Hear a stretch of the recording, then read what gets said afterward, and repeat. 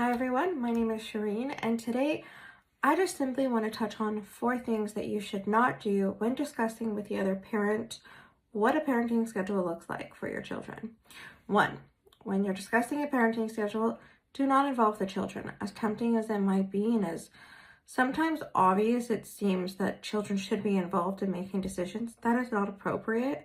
There are circumstances where their views and preferences, given their age and maturity, would hold significant weight, but you will not be the person who puts that evidence before the court or through the negotiation. It's not appropriate, and children should be shielded from adult conflict.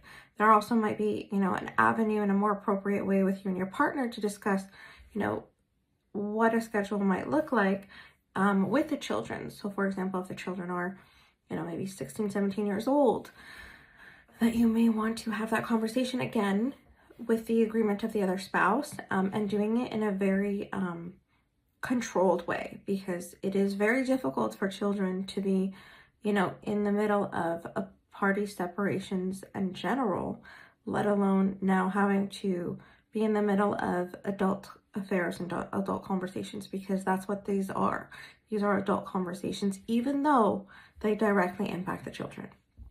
Number 2, don't involve extra people in making this decision. So for example, your extended family, your friends, try your best to make sure that if you're getting third parties involved, there are third parties tasked with being able to deal with these issues, such as family lawyers, mediators, and even maybe a parenting coordinator.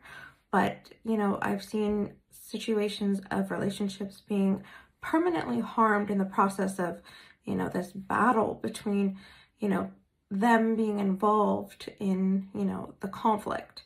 So you want to try your best to keep it as minimal and to, the people it directly impacts, which should just be you and the other parent, and any third parties that are going to help you, professional third parties that are going to help you get to a resolution.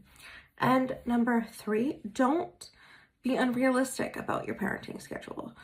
A lot of the times, we have parents who have an idea of what a parenting schedule may look like, but it may not be realistic in consideration with the other parents' views about what, parenting time they're looking for, but mostly with maybe, their own work schedules that might not be realistic. So I've had situations where, parents have wanted, a 50-50 parenting time or maybe more primary parenting, but their work schedule simply does not allow it.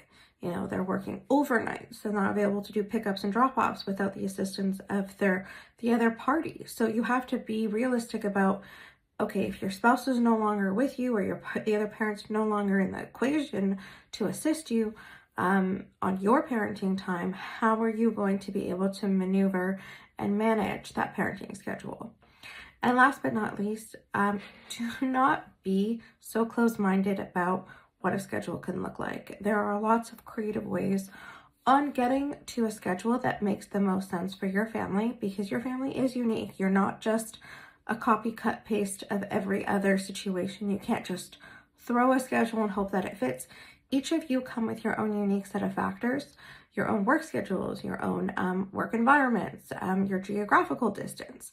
So don't be so close-minded about what that schedule looks like. So be a little more open to the idea of maybe it would be accomplished, but maybe in a different structure than you had thought. So I hope that helps. Bye for now.